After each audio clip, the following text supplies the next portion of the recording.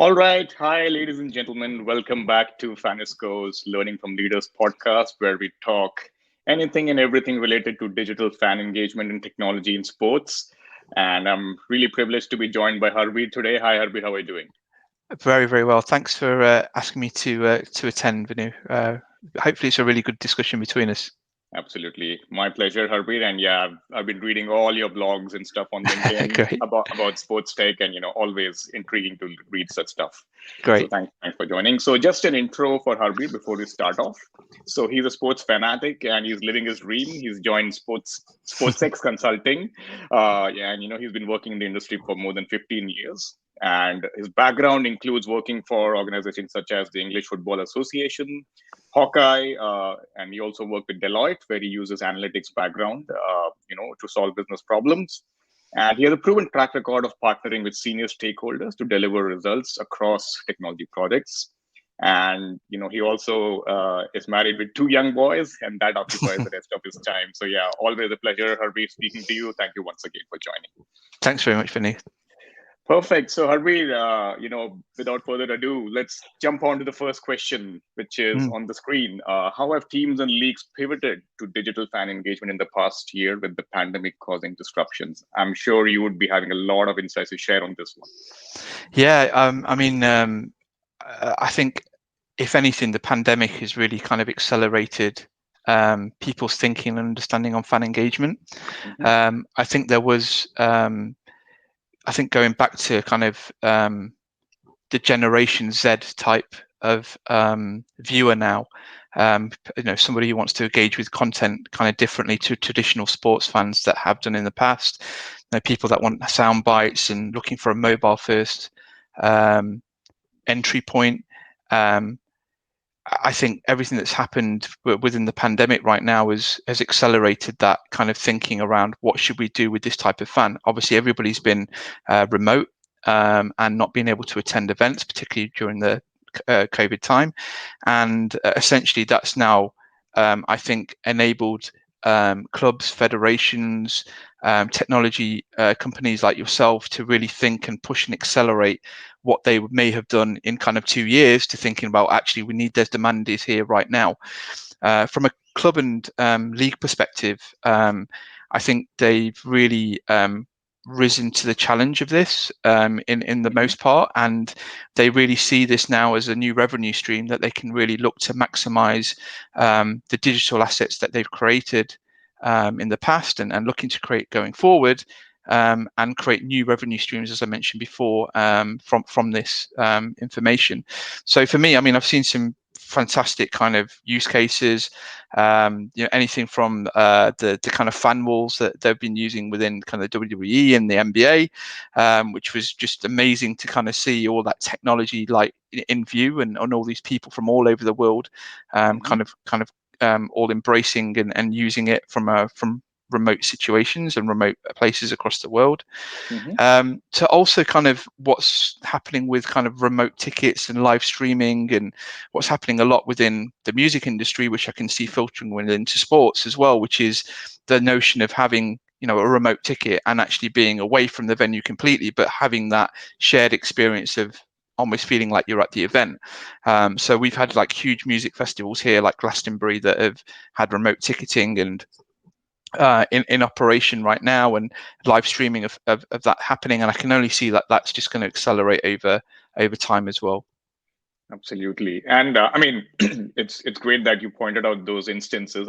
My next question was about to be around some of those use cases, anyways. But then, Mm, from an analytic standpoint, Harpreet, since mhm, you're concerned with analytics in a detailed manner, mhm. have you seen any specific revolutions around that in terms of how fan analytics is being consumed and perceived by teams?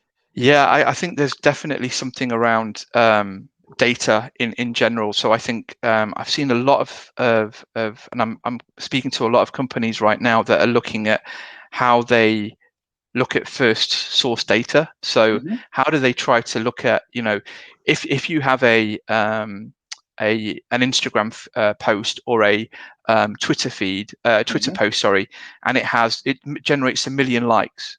What does that Yep. actually mean, other than you've actually got some traction and got some eyes on that? Exactly. what's the underlying data, that fits underneath that? Who are those people essentially that Correct. are actually liking that? And I think there's a huge appetite now for companies to look at how they can engage with that audience to Hmm. find out who they are. Now, some of the ways in which they're doing that is things like gamification. So actually trying to get them to look at posts, find things that are interesting to them, and then hopefully that's a point of engagement for them to potentially give them a bit more information about themselves. So yeah, I think you're totally right, Vinu. I think the whole idea on and the notion of data is all encompassing. It seems to be fitting. For me, I'm a massive data champion. Everything that I see around sports technology in general, there's always a data angle to it. Correct. Absolutely agree. I think you kind of nailed it there when it comes to social media, right? So, Mm, yes, we know that there are millions of followers, millions of likes, comments, and shares. But mm, again, the first key element towards, fan engagement is identification of high value fans, right? So I think that is agree. something, which is only possible when you have that data to analyze fan behaviors and also understand who is interacting with what kind of content and, who is your real high value fan, right? So that's something Most which definitely. absolutely. And what you pointed out is kind of something that we call as vanity metrics. Hmm. It's like good to have, good to know that there are millions of followers, but then what do we do with it, right? It's like how do we Exactly. monetize them? So Exactly, and there has to be, it's on there. There's obviously it's great from a perception point of view in that you see that that there's a level of interest in what you're talking about. yep, But the next question is who is it? Where are they living? What can we do exactly. about it? How do we target that? So and I think that's where companies are now looking to now go, look, we've looked at Twitter, we looked at Twitter, we've looked at Instagram, we're looking at all of these different forms of social media, Facebook, but how do we now actually understand a bit more about the underlying Correct. data behind that? Correct. Exactly. Absolutely right. All right. Coming back to our next question. So obviously you touched upon it briefly, but I would love to hear some thoughts from you in terms of Mm-hmm. what are some of the nice use cases and examples of fan engagement and sponsor enablement as well using the digital medium. Yeah, so I mentioned kind of the kind of first things that I saw just as we kind of were in the pandemic, but sports kind of just opened. So the fan walls for me were fantastic because I think anything that's kind of visual that an audience actually sees technology live in action is always a fantastic way of kind of displaying the fan engagement and how we use technology. So fan Mhm. walls, as I mentioned, within WWE and NBA was such a prevalent thing that you could see right in front of you in the whole 360-degree view of all these fans, remote fans across the entire world was fantastic. And then I've been kind of really interested as well with just some of the unique ways that sports has really thought and tailored their offerings around this Mhm. fan engagement and sponsorships as well. So, for instance, like the NHL, I was really impressed about how they kind of just almost went with a whiteboard and said, well, actually, where could we host this event? They went to the, as you saw, the mountains and actually hosted a couple of games over a 2-day period Right. with a backdrop which is incredible. And again, going back to the point that I mentioned before, that potentially wouldn't have happened, Yeah. if we weren't in the situation that we were at.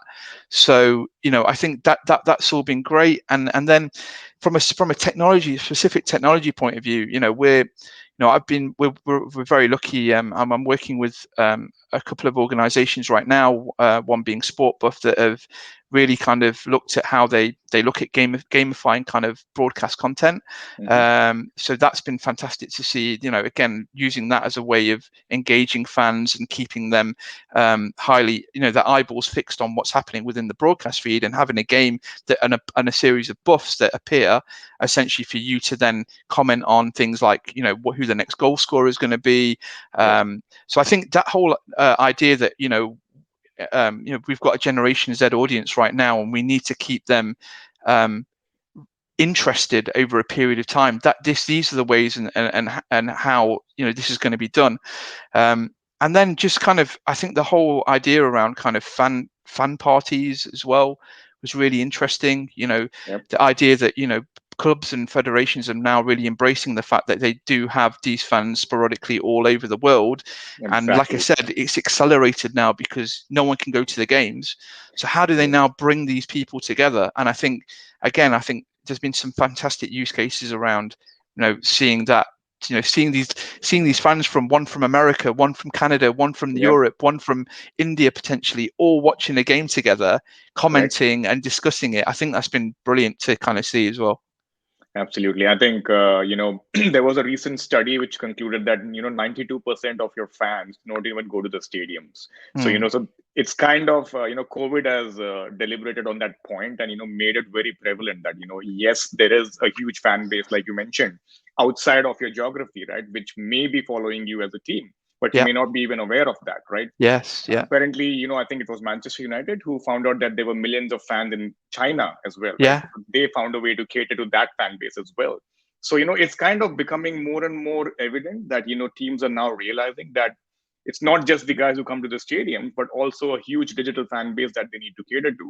And, Mm, that kind of brings me to my next question, which we didn't plan for, but, I hmm just thought I'll ask you. Yeah. Yeah. In terms of now that the fans are coming back to stadiums, Mm. do you think that the pandemic has now caused a disruption in the, in terms of how teams would approach this as a mixed experience in terms of in stadia versus outside the stadium as well? Yeah, I think they've definitely now. There's definitely that. I think it was there before, to be fair, but I think there's now a very distinct difference between how they handle both. Yep. And I think that there's a lot more emphasis given to out of stadium as well now. I think Yep. there's a lot more traction and thought around that, and a lot of embracing around technology, because technology is really going to be one of the key drivers around hitting that Yep. type of fan essentially. Hmm. And so I think, yeah, I think for me, I've seen some great stuff in stadium as well that I'm hoping that people do more of. So things like the Dallas Cowboys did we've talked about Yep. AR as well between us, and Yep. I know some of the great stuff that you guys do as well, which is brilliant. Hmm. But all that kind of sentimental stuff, which kind of gets the fan closer to feeling they're a part of that experience, is essentially how you're going to grow fan bases outside of the remit of where you're located. Exactly. Yep. I think, yeah, gone are the days when, just the season ticket holders used to be your key priorities Yeah, only, right? So now it's all about them plus a huge, barrage of fans who are, situated worldwide, right? It's like most definitely. it's becoming an open canvas now. It's not just restricted to your stadiums only. No, most definitely, and you're seeing, and I think the teams and the leagues that are accelerating more and more and having bigger growth are those that have acknowledged that and are really trying to tap those markets up. Absolutely. So I think there is, if nothing else, I think that's just going to get bigger and bigger. Absolutely right. Yep. That brings us to another question, which you also briefly touched upon. VR and AR, it's been a game changer, in the digital fan engagement space. What all have you seen as growth in this space, and what do you perceive as the future, with VR and AR? Yeah, so I think you mentioned before we were just about to talk that you'd seen the article that I wrote last Hmm. week around kind of VR and AR, Hmm. and so there's so much stuff that's happening within this space. I think it's really, for me, this is the kind of the where the innovation is really being pushed, Hmm. and I think some of the things that I've seen, obviously, talking about Fanisko at the start, I think there's some great things that you guys are doing right now within the realms of your app, with obviously how things like kind of face paintings on people's faces, but also going inside and looking, having that ability to be able to look around certain parts of the stadium. Yep. So I think that whole kind of virtual experience is something that I can see really being pushed and driven, even to the extent that we could museum tours around the Yes. stadium, and having that ability to be able to walk around and do what and see everything that's there. Again, not everybody, as you mentioned before just now, Vinny, not everybody's going to have the savings and the money. If you're a Manchester United fan and you live in China or Thailand, you're not going to be able Yep. to go there. So how do you still feel a part of that experience? How can you still feel as though you're there, essentially? And then VR and AR are both really, really kind of big parts of that. I also think there's a real big opportunity, and I'm seeing it a little bit, but I think there's going to be a huge a lot more in it around merchandising. So, for instance, for me, that ability, and you see it with some of the AR and VR tools that are out there in the marketplace right now, but I haven't necessarily seen that much of it within sport, is just the simple things around your jersey, or having the jersey worn, or your number and your name along Yep. the back just before Yep. you're about to buy it, so you can see what it looks like. You Exactly. might buy Yep. the away shirt, you might buy the home shirt. So all of those types of things where you're creating an experience that is wanting you to then go that next step and potentially buy a product as well. Yes. And then the final thing was just some of the things. There's kind of the final point that I mentioned in my article last week was around holographics, and I Yep. think that's going to be really interesting, particularly within the broadcast space. But then how that kind of filters down into kind of leagues and clubs as well. So I think that's a massive kind of area where, as well, around kind of visual experience. That ability that you can have that 360-degree experience. Potentially around with your friends, and it's all going through your phone. I can see that being something that's really going to take off potentially in the next few years as well. Correct. And I think, yeah, I mean, when you mentioned face filters and face paints, right? Yeah. Gone are the days when the fans actually had to do it on their No. faces, Yeah. but now it's, it can be done virtually.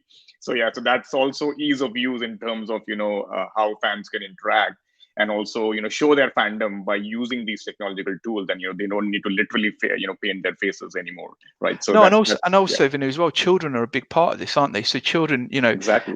you're talking about the next generation of fan. Those are you start to appeal to the children, and then they get older and older, and then okay, it might change that they're not necessarily interested in the face painting side, but they've Yep. grown and they're now part of the club. They now Correct. feel part of it. So, if you look at back when we were probably watching sport, what drove you to go to that?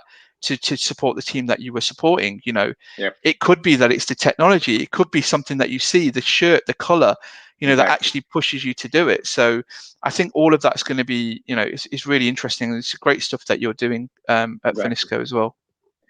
Thanks for that. And I think, yeah, when you mention children, right, it's also about how technology has brought players and fans closer together as well. I think now the boundaries are not limited anymore, and it's No. kind of reducing in that sense. And players are much more accessible. It might be through social media, it might be through the team zone initiatives and stuff.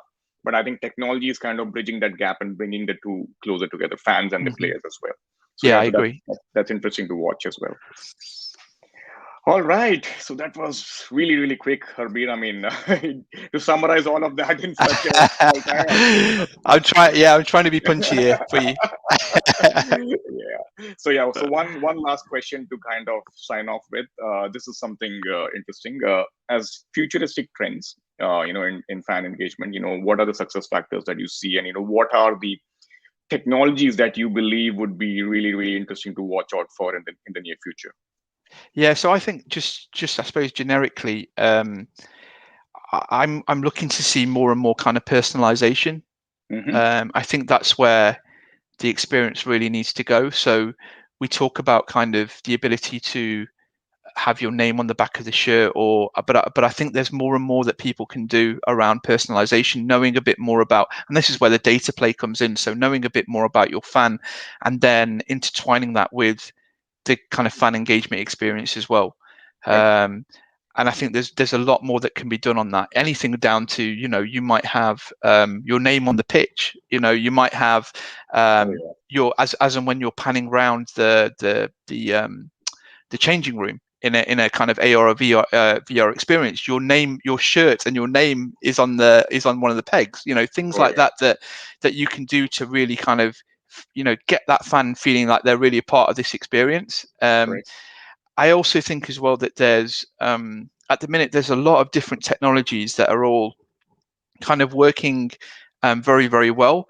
So things like fan tokens, NFTs, crypto obviously is a big player in everything really around kind of digitalization, and OTT platforms as well. But I think there'll be more cohesion between these things as well. So I think there'll be things that kind of wrap around all of this stuff as well.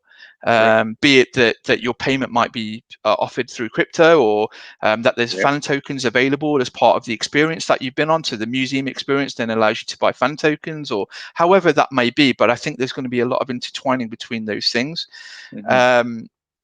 And I guess the other things that I just wanted to talk about was things like kind of the stadium. Well, I suppose the stadium experience as well for me. So you've got we've talked a lot about kind of the out of stadium experience. I think the in stadium experience as well. There are things that can happen as well that can really push and really drive that fan engagement experience. So I've always, I still am looking forward to the day where I can literally go to my seat and do everything. So when I mean everything, I mean order food, watch highlights of the last game, play games at my seat, make an in-play bet, while something's happening. And I don't, I genuinely don't think we're that far away from that. But I think that all of those things then start to drive more and more technology as well. When you can do those things, you've got the capacity to do that. It drives more and more technology as well. So those are the kind of things that I'm really excited to see as well. And then I guess the only other the point to make was just around social media. So we've touched on that before. There's bound to be the next big social media thing in the future as well. So we've seen obviously Facebook, Twitter, and Instagram be the kind of main placeholders, but obviously most recently things like Clubhouse have come in. And I think I do feel like that we may head towards something that's very specific to sport. I'm not sure about how and what that might be and how it might be framed, but I do feel that there may be something that is more sports specific, and it could be potentially it could be a league, something that's associated with a league. It could be something that's associated with a sport, etc., etc. But I kind of feel we may head that way as well. Absolutely, I think that's a great point. In the near future, if we see something like that happening, Harbir, I mean, I'll be, I'll be sending this clip out on social media and telling people about, where you heard it first. Yeah, and I think it's great you mentioned about NFTs and cryptos, because that's again a huge revenue opportunity for teams as well, right? Transactional revenues as well as allowing fans to kind of use them as a medium to kind of purchase as well as make transactions. Right. So I think somewhere I feel, there's a pseudo betting industry, lying around the corner using these as tools to kind of bet upon, and fans would love to use, these as a medium to place bets as well. Right. So I think that's something which is lurking around the corner somewhere.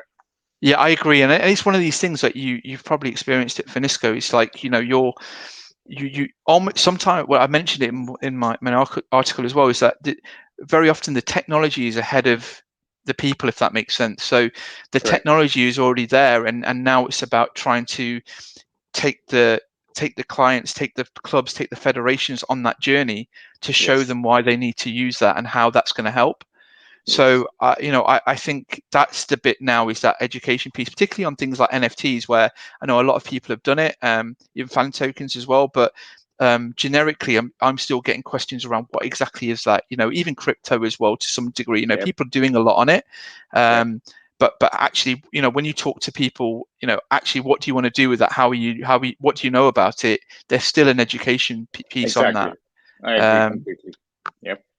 Yeah, I think as you said, right, as and when these things come in the market, right, and when you see your peers using it, then you kind of get hooked onto it. Similar to how Clubhouse and all these other tools are coming to the market, right? When you see your own network and your peers using it and encouraging you to use it as well, that's when you actually delve deep into it, and that's when the transformation. I agree, and it's always so whoever's first, isn't it? Someone's got to be first, and then kind of everybody follows. So, I think I just think there's for me, just kind of summarize it, I think sports technology in general, this has been kind of one of the most exciting times that I've seen in sports tech right now. There's so much stuff happening. There's so many different avenues. Everybody's trying to think outside the box now, which is great as well. So for me, it's just a great time to be involved in it. That's correct. Absolutely. Can't agree more. And yeah, I think you will probably see a few things happening from Fanisko's side on the NFT and crypto space. We are just working with one really big Australian client who is into the crypto space, and we should be releasing their stuff by in the next week or so. So you'll hear from us. Fantastic. Yeah, can't wait to see that. Yeah. All right, Harbir, this was an amazing conversation. As always, lovely to speak to you and hear your thoughts. And always lovely to read your blogs as well every Thank you, Friday. And Vinny. it's great that you do it religiously every week after week. And trust me, that shows your passion and your interest towards sports technology. So yeah, lovely to do that as well. No, and I just want to say thank you for all your support as well with that. I always, getting feedback from people is always great. So I really appreciate that. My pleasure, Harbir. And yep, looking forward to being in touch and looking forward to seeing some more innovations in this space. Yeah. So lovely talking once again. Thank you and have a great day. Thank you very much. Thanks, Vinny. All right.